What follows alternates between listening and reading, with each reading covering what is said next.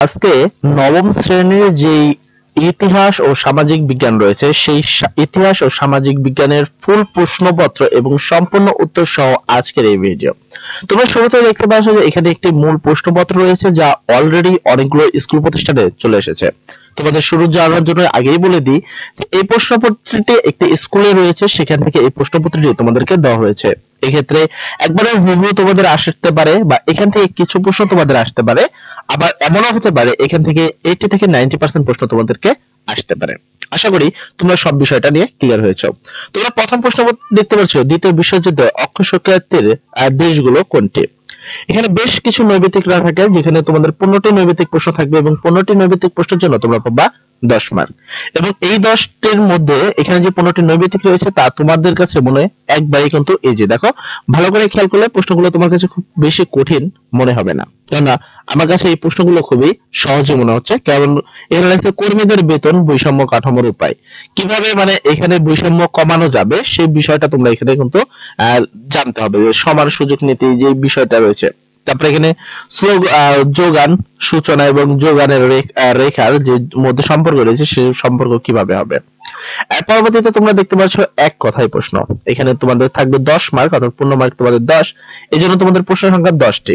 তোমাদের এই 10টি প্রশ্ন খুব মনোযোগ সহকারে পড়বা। আমি আবারও বলে দিচ্ছি যে এখান থেকে ফুল প্রশ্ন একবারে হুবহু কমন আসতেও পারে, আবার এমনও হতে পারে 80 থেকে 90% প্রশ্ন আসবে।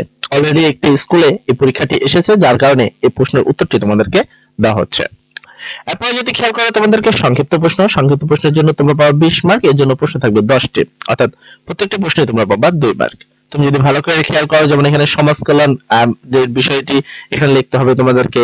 তারপরে এখানে দেখো জিআইএস সম্পর্কে, প্রযুক্তি সম্পর্কে কম্পিটেন্ট দৃষ্টিভঙ্গি তোমাদের লিখতে হবে, যোগান সূচি, তারপর নারী পুরুষ সমতা স্থাপনা।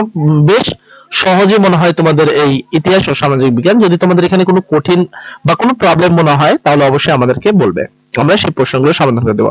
এরপর তোমাদের রচনামূলক দৃশ্যপটবিহীন, এখানে তোমাদের 5টি প্রশ্ন থাকবে। এখানে তোমরা প্রশ্ন দেখতে পাবে, ফার্স্ট জেলা পরিষদের 5টি কাজ, এখানে তিতুমিয়া বাসের কেল্লা যে ইংরেজ শাসন রয়েছে, তারপর সামাজিক গতিশক্তির আন্তর্জাতিক শিশু সনদের যে ব্যাখ্যা রয়েছে, এগুলো তোমাদেরকে পড়তে হবে। এরপরে তোমাদের রচনামূলক দৃশ্যপট নির্ভর প্রশ্ন, এখানে টোটাল প্রশ্ন থাকবে 8টি, যার মধ্যে তোমাকে প্রশ্ন উত্তর করতে হবে 5টি।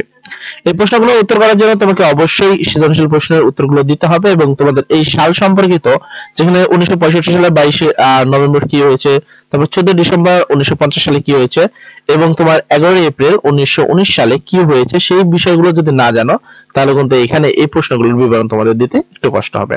অবশ্যই আমরা এই প্রশ্নের সম্পূর্ণ উত্তর যদি এখন দেখে দিব, তো এরপরে এই প্রশ্নগুলো খুব ভালো করে দেখবা। আমি এর পাশাপাশি আমি বলি, যেহেতু এই প্রশ্নটা এমনও হতে পারে যে একটা পরীক্ষা স্কুলে আসছে, তোমাদের স্কুলে নাও আসতে পারে।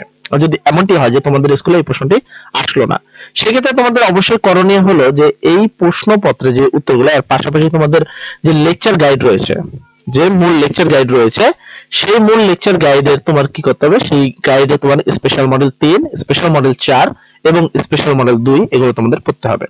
তো ফার্স্ট অফ তুমি দেখতে পাচ্ছ এখানে তোমাদের এক কথায় প্রশ্নের উত্তর আছে, সংক্ষিপ্ত প্রশ্নের উত্তরগুলো এখানে দিয়ে রেখেছি। তারপর এক কথায় প্রশ্নের উত্তরগুলো তোমরা এখানে ভালো করে খেয়াল করো।